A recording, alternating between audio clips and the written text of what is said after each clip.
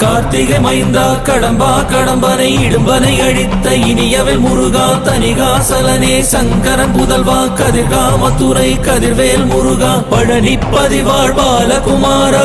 வினன் குடிவாழ் அழகிய வேளா செந்தின் மாமலையூரும் செங்கல்வராயா சமரா புரிவாழ் சண்முக தரசே காரா குழலால் கலைமகள் நன்றாய் என்னாயிருக்க யான் உனை பாட என்னை தொடர்ந்திருக்கும் எந்தை முருகனை பாடினேன் ஆடினேன் பரவசமாக